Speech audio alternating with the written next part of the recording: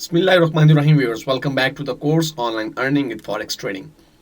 Viewers, अपने इस chapter में हम कोशिश करेंगे कि फॉरेक्स ट्रेडिंग के दौरान जो डिफरेंट जार्गन्स या टर्मिनोलॉजीज यूज होती हैं, जो कि आम तौर पे आम इंसानों को, आम लोगों को, आम शहरियों को समझ नहीं आती, उनको हम डिस्कस करेंगे वन बाय वन। तो अपने इस पर्टिकुलर वीडियो में हम देखेंगे कि आस्क प्राइस और बिड प्राइस से क्या मुराद है।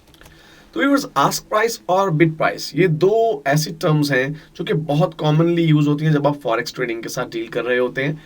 लेट्स से कि आप अपने कंट्री से किसी दूसरे मुल्क में जाते हैं, और जब आप वहां पर जाने लगते हैं तो डेफिनेटली आपको अपने मुल्क की करेंसी कन्वर्ट करवानी पड़ती है और दूसरे मुल्क की करेंसी के लिए, दूसरे मुल्क की करेंसी में। इसके लिए आप मनी एक्सचेंजर के पास जाते हैं। मनी एक्सचेंजर के पास आपने डेफिनेटली इस किस्म की स्क्रीन जरूर देखी होगी अगर कभी आप वहां पे गए हो, जहां पे we sell and we buy दो किस्म के प्राइसेस आपको ऑफर किए जा रहे होते हैं। यानी अगर हम सेल करें तो 1.4036 फॉर एग्जांपल ऑस्ट्रेलियन डॉलर की अगर हम बात करें तो, और अगर हम परचेज करें तो 1.7463 पर जो करेंसी है वो हमें पे करना पड़ेगा। तो ये दो प्राइसेस, डिफरेंट प्राइसेस ऑफर की जा रही होती हैं। एक्चुअली अगर हम मनी चेंजर के पॉइंट ऑफ व्यू से बात करें तो यहाँ पे वी सेल से मुराद है हम, यानी हम कंज्यूमर या हम यूजर, अगर हमारे पास करेंसी मौजूद है ऑस्ट्रेलियन डॉलर और हम वो सेल करना चाहते हैं तो वो 1.4036 के हिसाब से हमें जो है वो उसका कन्वर्जन रेट देंगे। और अगर हम बाय करना चाहते हैं तो बाय का रेट जो है वो हायर होगा। बिल्कुल इसी तरह से जब आप फॉरेक्स ट्रेडिंग में डील करते हैं, फॉरेक्स ट्रेडिंग करते हैं, तो वहां पर आस्क प्राइस और बिड प्राइस जो है वो दो प्राइसेस कोट की जाती हैं। आस्क प्राइस से मुराद वो प्राइस है जो कि आपसे उस वक्त डिमांड की जाती है जब आप कोई करेंसी परचेज करना चाहते हैं, और बिड प्राइस से मुराद वो प्राइस होती है जिस पे आपको करेंसी सेल करने के लिए जो प्राइस ऑफर की जाती है, that is called the bid price. और आपकी जो आस्क प्राइस है वो हमेशा बिड प्राइस से ज्यादा होती है। यहां पे अगर आप देखिए कि अगर आप ग्रेट ब्रिटिश पाउंड, यहां पे ये करेंसी पेयर का एक्चुअली प्राइस है, great British pound to Australian dollar.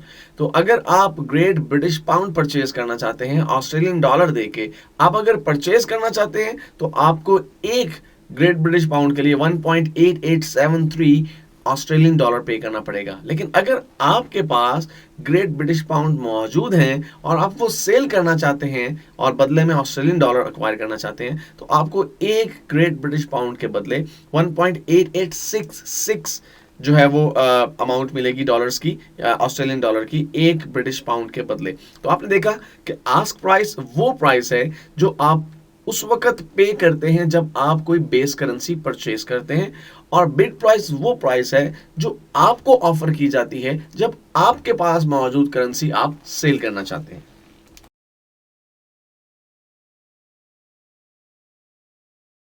Viewers, अपने इस वीडियो में हम एक और टर्म को डिस्कस करेंगे और वो टर्म है स्प्रेड। तो आइए देखते हैं कि स्प्रेड से क्या मुराद है।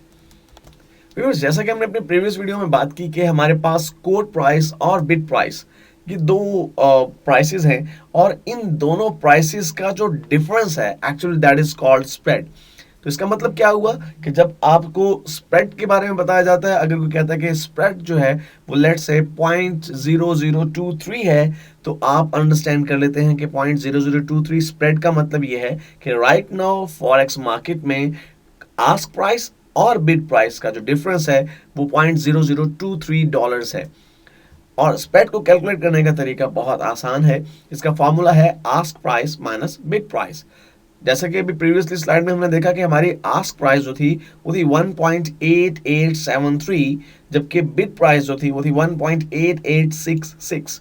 तो अगर 1.8873 में से 1.886 को माइनस किया जाए तो हमारे पास जो स्प्रेड निकलता है वो 0.0007 ऑस्ट्रेलियन डॉलर निकलता है। यहाँ पे ऑस्ट्रेलियन डॉलर, आपको ये बात ध्यान में रखनी है कि जो स्प्रेड है वो हमेशा आपके कोर प्राइस में होता है, वो आपके बेस प्राइस में नहीं होता। चूंकि ये जो करेंसी पेयर था, ये ब्रिटिश पाउंड और ऑस्ट्रेलियन डॉलर का करेंसी पेयर था, और इसमें ब्रिटिश पाउंड जो है वो आपकी बेस करेंसी थी और ऑस्ट्रेलियन डॉलर आपका जो है वो कोट करेंसी थी। तो हमेशा स्प्रेड कोट जो आपकी करेंसी होती है उसके उस करेंसी के अंदर उसको डिटरमिन किया जाता है।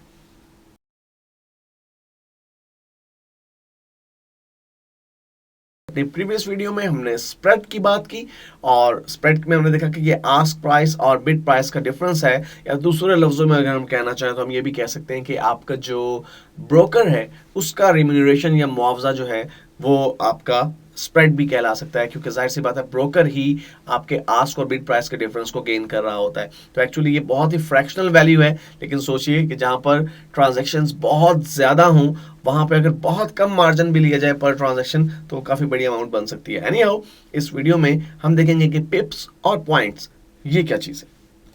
तो व्यूअर्स, पिप्स एंड पॉइंट्स को समझने से पहले इस बात को समझ लेना ज़रूरी है कि इस वक्त जो फॉरेक्स मार्केट में काम होता है वो 4 डिजिट सिस्टम के तहत जो है प्राइस जो है उसकी कोटेशन की जाती है। 4 डिजिट से क्या मुराद है कि फ्रैक्शन के बाद या डेसिमल प्लेस के बाद 4 डिजिट्स तक इंक्लूड किए जाते हैं प्राइस को कोट करते हुए, जैसा कि 1.8866। आपने देखा कि पॉइंट के बाद 8866 4 डिजिट्स हमारे पास आए।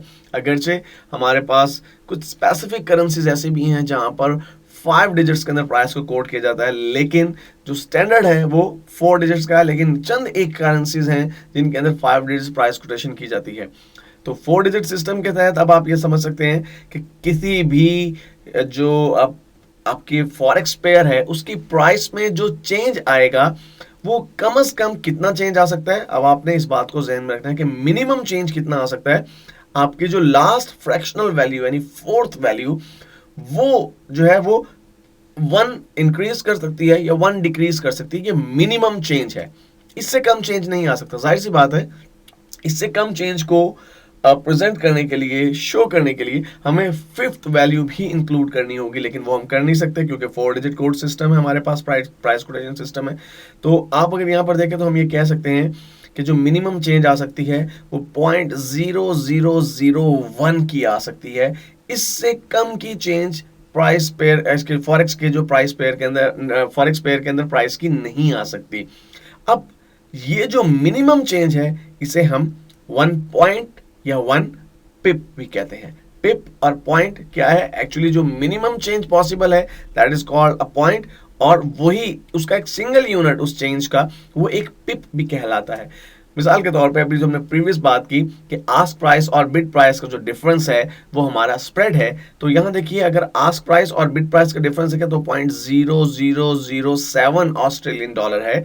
अब 7 का मतलब ये है कि आखिरी जो डिजिट है उसमें 7 वैल्यूज आ सकती हैं, तो ये 7 पॉइंट्स या 7 पिप्स है, क्योंकि अभी हमने प्रीवियसली बात की थी कि मिनिमम जो पॉसिबल चेंज है वो 0.0001 की है, जबकि यहाँ पर हमारे पास जो वैल्यू आ रही है वो 0.0007 आ रही है।